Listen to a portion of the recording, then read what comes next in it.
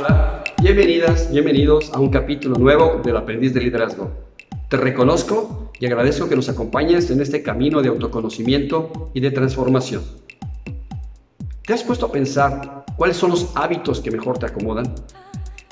¿Cuáles son aquellos con los que te gustaría vivir el resto de tu vida? ¿O cuáles otros te gustaría abandonar? Importantes investigaciones sostienen la teoría de que más del 98% de las actividades que desarrollamos durante el día son de manera automática, transparente. O sea, que no nos damos cuenta cuando estas ocurren, a pesar de que las desempeñamos todo el tiempo. ¿Cómo es que llegaron ahí? ¿Cuáles son los hábitos que nos permiten crecer, decrecer o mantenernos en nuestra vida diaria? ¿Cómo es que estas actividades llegaron a ser tan transparentes para nosotros? ¿Cómo llegaron ahí? ¿Deseas descubrir un poco más acerca de esto? Por favor, acompáñame en este nuevo capítulo del Puente Invaluable. Te felicito y reconozco que reflexiones un poco respecto a estos hábitos. Espero dejar una pequeña semilla que te ayude a realizar un pequeño quiebre y te des cuenta de algo que nos permita transformarnos. Acompáñanos.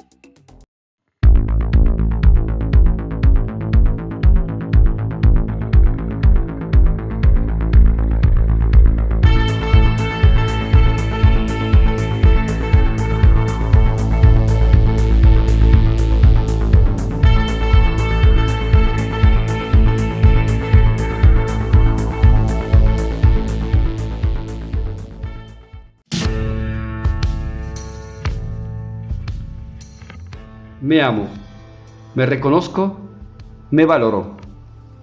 Parecerá cursi, pero ¿qué puede ser mejor que iniciar el día expresando a nosotros mismos estas bellas palabras? Tal y como lo indicamos en el capítulo anterior, todo inicia con amor y espero que estas palabras toquen tu corazón porque te lo mereces.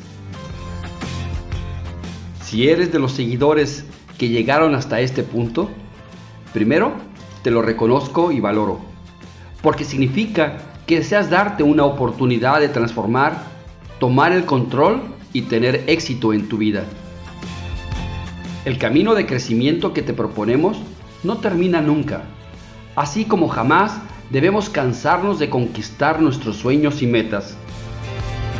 Vivir es estar conscientes de que lo que estamos haciendo, los fracasos y aciertos son el conjunto de acciones y aprendizajes para alcanzar el éxito, pero también significan que estamos vivos e intentando lograr algo. Yo mismo, aunque te sea difícil creerlo, durante este proceso me he transformado. Hemos crecido en varios aspectos y me siento infinitamente dichoso de mantenerme firme en mi propósito. Ahora, al escribir, grabar, producir un video y dejar algo a la humanidad se ha hecho un maravilloso hábito. Me hace estar presente y comprometido en todo lo que soy y acciono. Para iniciar el tema de hábitos, te comparto estas siguientes líneas que Rafael Echeverría mencionó en su libro de lenguaje ontológico. Pete Sampras. Cuando, luego de ganar el campeonato de tenis de Wimbledon, le preguntaran: ¿en qué piensa cuando está jugando? Sampras respondió: cuando juego no pienso, solo reacciono. La práctica constante y tenaz de sus hábitos le llevaron a mejorar y controlar esas reacciones. También es cierto que en algún momento él tuvo que detenerse a reflexionar sobre cómo lo estaba haciendo, comparando el éxito o el fracaso de un golpe o una jugada, corregir, volver a practicar hasta que por fin, después de tanto ejercitar sus movimientos, se hicieron automáticos, transparentes, y cuando lo requirió, reaccionó de la mejor manera, o mejor dicho, de la manera en que él adquirió la habilidad, y tal como deseaba hacerlo, gracias a la práctica. ¿A quién no le gustaría trabajar un hábito que nos lleve a ser campeón de uno de los mejores torneos del mundo? O quizás simplemente ser feliz todos los días de nuestra vida. Existe una infinidad de hábitos que conforman nuestro día a día. Simplemente no nos damos cuenta de cuándo los realizamos. Estos hábitos nos permiten realizar miles de tareas para sobrevivir y consumen algunos de nuestros recursos más valiosos, la energía y el tiempo. Algunos nos ayudan a crecer, otros a mantenernos con vida y otros nos frenan o generan decadencia. Nuestro cerebro ha evolucionado para automatizar, crear ciclos y guardarlos en el subconsciente. Romper con estos ciclos en un momento determinado requiere de un gran esfuerzo. Pienso que por eso el rediseño humano, producto de la evolución, nos permite ir observando y aprendiendo poco a poco, en ciclos, dando vueltas, hasta que llegue el momento, la reflexión que nos hace darnos cuenta, provocando una emoción que algunos consideran básica, pero para nosotros es fundamental. La sorpresa, a la que me gusta llamar la conexión del cambio. Estas sorpresas pueden ser efímeras. Para mí, representan naves espaciales que nos pueden llevar a descubrir nuevos mundos plenos de posibilidades. Podemos decidir subirnos y aprovechar el momento para asegurarnos que todo está bien, o que se abren nuevas oportunidades y que requerimos cambiar o no. La mayor parte de las veces nos cegamos por ceguera, ignorancia, por dolor, miedo, por lo que dirán, por ego, por menosprecio, creencias religiosas o ideológicas, por apatía y la peor de todas, por flojera. Existe una infinidad de hábitos que ya realizamos y que pueden ser revisados o nuevos que podríamos incorporar. Después de leído tantos libros y escuchado o visto películas o videos con otros cientos de descripciones de hábitos, imagino que uno quisiera un mapa de por dónde iniciar. A mí me generaba una terrible ansiedad el no saber por dónde hacerlo. Y gracias a un fuerte deseo de comprender cómo son las cosas, es que me puse a leer, a investigar el origen y quizás no lo encontré del todo, pero sí llegué a un buen punto de referencia y es el que te ofrezco a continuación. Iniciemos entendiendo que existen 3 grupos de hábitos que vale la pena desarrollar para alcanzar el éxito y liderazgo de nuestras vidas. Estos son los hábitos mentales, los hábitos físicos y los hábitos sociales. Iniciemos en este mismo orden. Espero que pronto comprenderás el por qué decidimos comenzar de esta forma. Y dijo Dios, sea la luz, y fue la luz. Todo inicia desde que nacemos. Nuestras historias en casa con nuestras familias, desde pequeños, cuando aún no contamos con un lenguaje estructurado. Interpretamos gestos e imágenes, percibiendo con nuestros sentidos, y poco a poco vamos creando nuestros propios pensamientos. Vamos aprendiendo un pensamiento, una acción y un resultado. Causas y efectos. Repetimos una acción, obtenemos un resultado. Si lloramos, nos dan de comer o nos cambian el pañal. Vemos, escuchamos, paladeamos, olemos, recibimos caricias. A cada paso construimos una nueva red neuronal o un modelo mental. Todo lo involucrado en el proceso queda guardado en nuestra memoria corporal, en nuestros órganos y la mente. Y si estuvo involucrado algo de dolor o de placer, eso también quedará grabado. Si el dolor o el impacto fue suficientemente fuerte, nuestro cerebro reacciona y queda estampada la experiencia fuertemente en nuestra memoria. Poco a poco, estructuramos nuestro primer lenguaje de señas y gestos. Por eso, al paso del tiempo, cuando observamos, no nos extrañe que podemos interpretar los gestos de las otras personas ante cualquier situación. Suma a este aprendizaje las condiciones genéticas preexistentes, nuestra biología y nuestra alimentación. Entonces, tenemos una manera única de ver, comprender e interpretar el mundo y por lo tanto de ser. Somos tal y como accionamos, pero al accionar también estamos afirmando o alimentando nuestro ser. Sin embargo, ¿quiénes son los seres que mandan muy fuerte en nuestras acciones y en nuestra mente? ¿Quién es la primera autoridad a la que le damos nuestra confianza? Mamá y papá. Entonces, Nuestro ser crece de lo que mamá y papá nos enseñan con sus acciones, porque confiamos en ellos. Posteriormente, pueden ser los hermanos, si es que los hay. Nos incluyen los abuelos, las primas o los primos, hasta que salimos a la sociedad y nos expandimos, siempre con una huella y forma única de ver, ser y pensar. Siguiendo la causa y efecto, con base a cómo pienso, interpreto lo que veo, en base a lo que son mis historias. Y en base a estas narrativas, creo mi mundo. En resumen, llegamos a nuestra palabra mágica: creer. Pensamos o interpretamos en base a lo que creemos. Por lo que crees es lo que creas, y donde nos enfocamos se expande. Pero olvidábamos un elemento realmente importante. A cada pensamiento se desencadena una emoción. Un estadio prolongado de esta nos generará un estado emocional. Las emociones generan químicos en nuestros cuerpos que nos estimulan de manera positiva o negativa. Algunos nos pueden paralizar, hacer que las articulaciones se doblen. Otros, que nos pongamos en huida o en acción. Entonces, podemos deducir que los primeros hábitos a desarrollar deberán estar dirigidos hacia nuestros pensamientos, porque la calidad de nuestros pensamientos determinará nuestra calidad de vida. Ahora comprenderás la importancia de haber dedicado tantos capítulos al autoconocimiento, porque todo inicia desde nosotros, y ahora continuaremos ayudando a nuestra mente a revisar lo que hay en ella, a ejercitarla de la mejor manera, identificar los buenos hábitos que ya poseemos para mantenerlos o empoderarlos, a identificar aquellos malos hábitos y poco a poco alejarnos de ellos, o para encontrar algunos nuevos que apoyen nuestro crecimiento. Por experiencia, podemos asegurar que ya sabemos cuáles son esos buenos o malos hábitos. Simplemente hay que generar un plan para trabajarlos.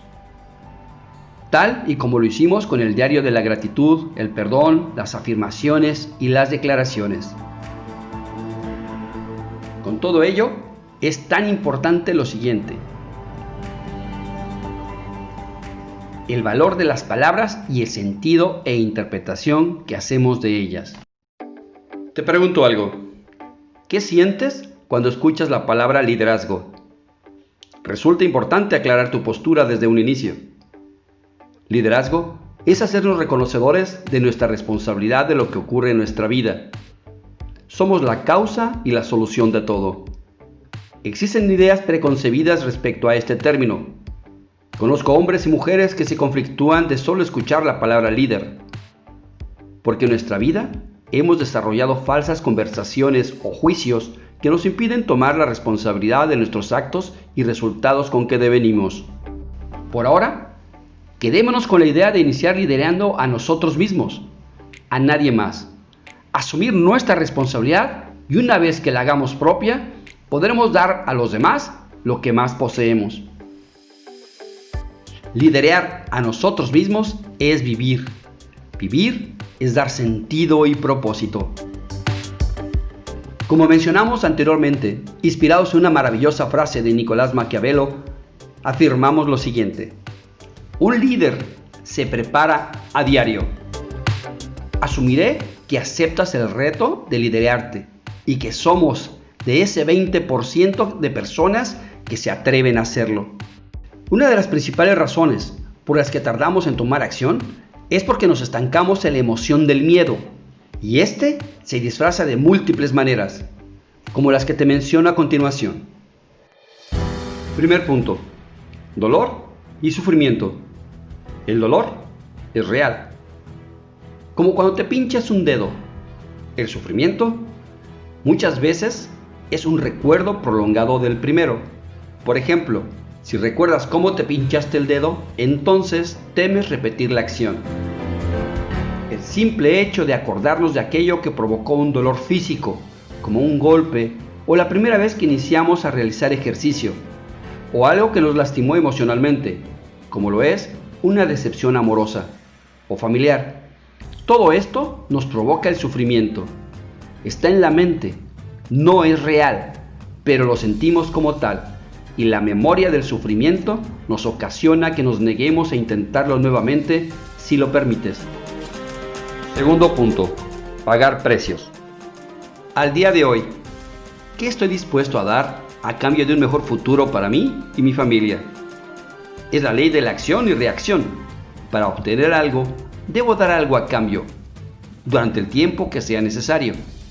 Entregarnos a medias no nos genera un resultado a medias. El resultado es cero, o las consecuencias de dedicarnos a medias, que no es lo que queremos, sino lo que alcanzamos y difiere mucho de nuestro objetivo original. No pagar precios es una manifestación del miedo. En otros casos, por elegir mantenernos en el mismo lugar a la misma velocidad. A mí me gusta nombrarlo miedo a romper la inercia. Todo el universo está en movimiento, es dinámico, nada es estático. Sin embargo, al ir conservando malos hábitos, nos quedamos en un ritmo de vida que no crece. Se mueve tan lento que pareciera estático, y que cada día se repite exactamente igual al anterior, hasta que algo nos obliga a movernos.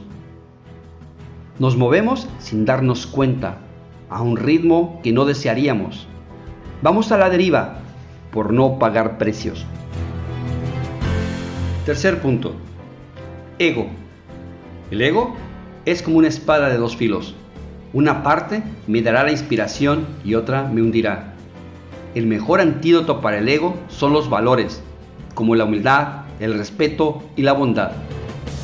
Una cosa es creer que somos capaces, poderosos, que podemos alcanzar las cosas si trabajamos y nos lo proponemos. Y otra muy diferente es pensar que estamos por encima de los demás. Pensar que un oficio es más importante que otro, que si renuncio a mi profesión por otra me estaré humillando, que si pido a la gente las cosas de manera amable me van a pisotear, etc. Un ego desbordado muchas veces es una sobrevaloración de uno mismo, una parte oculta de un gran miedo a la falta de autoestima.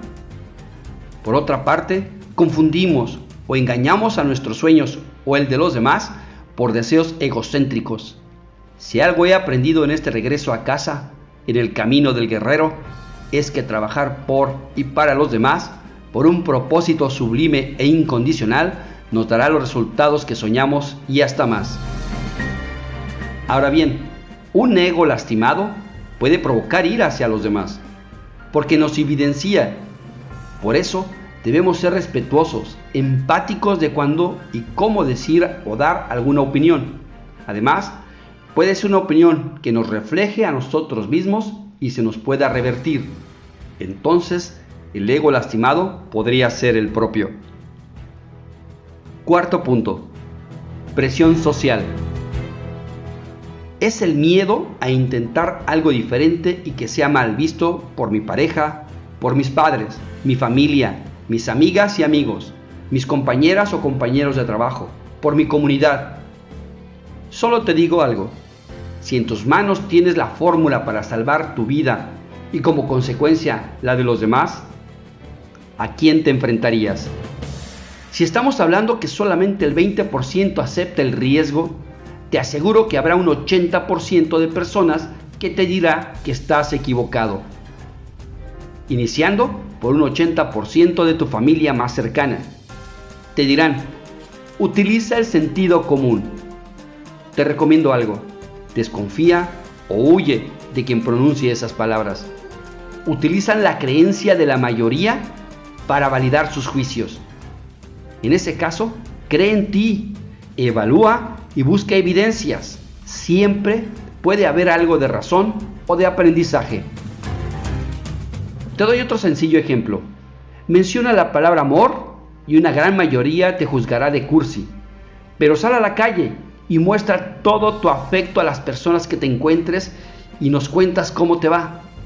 Te aseguro que una infinidad de ellas desean ese amor, esa bondad, y apreciarán las muestras de cariño desinteresados.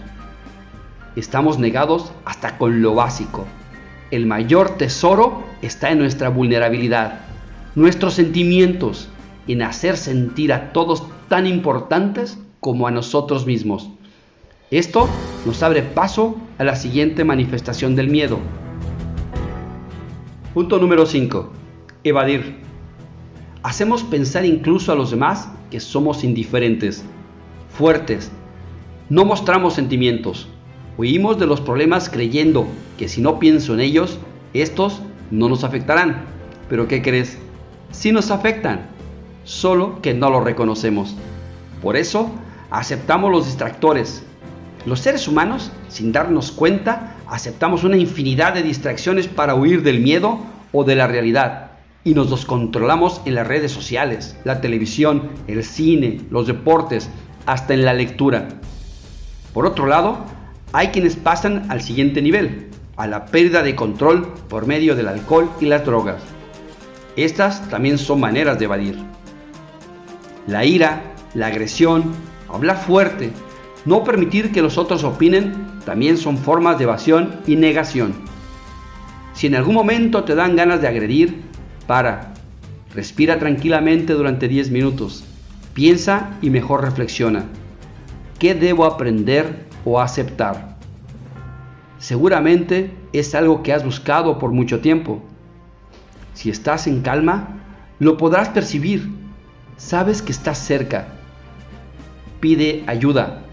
Abrir tu corazón mágicamente atraerá lo mejor de los demás. Sexto punto. Ansiedad. A menos de que sea un cuadro agudo y clínico que amerite atención especializada, para lo cual recomendamos a un experto, gran parte de estos ataques de ansiedad pueden ser manejados de manera personal, con aprendizaje y con ejercicios menos drásticos. Basta con darnos cuenta ante qué situaciones reaccionamos. Puede ser algunos recuerdos, personas, eventos o acciones. Nuestra mente toma un pensamiento y con este da vueltas en círculos, le recuerda algo y teme que vuelva a ocurrir. Conozco personas que ante el ataque de ansiedad se ponen a correr o a hacer ejercicio como locos. Aceleran su corazón, pero ¿qué crees? Se incrementa su ansiedad. Entonces, insistimos nuevamente, conócete a ti mismo. Puede ser una situación extrema de estrés. Nuestra mente no distingue entre realidad y pensamiento. Muchas veces se detona por pensamientos recursivos asociados con el miedo, de un pasado que ya no existe o un futuro que no ha ocurrido. Pongamos por ejemplo que es un sistema de alerta, que por error nuestro lo dejamos siempre encendido, que nunca descansa. Poco a poco nuestra mente se va enfermando, imaginando cosas que pueden ocurrir. Mejor prevenir, estar alerta, mejor no dormir. ¿Qué pasa si sucede algo mientras duermo y te genera una falta de sueño? Ahora, imagina mantener insomnio durante días, meses, años. Llega un momento en que se pierde total sentido de la realidad. Sigamos con el ejemplo. Supongamos que ahora llegas y le cuentas tu falta de sueño a otra persona que no te entiende, porque vive en su propia realidad. Y puede que lo maximice o que lo minimice, y te quedas con una sensación de que no te comprenden. Ahora has creado una nueva realidad de insomnio, te sientes incomprendido y te deprimes. Y todo inició por un simple pensamiento, una sencilla creencia o por querer tener la razón.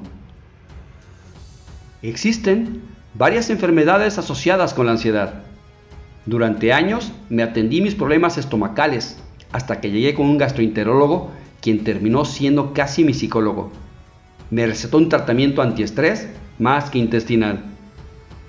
Otro problema de la ansiedad es que para evitarla buscamos resultados inmediatos.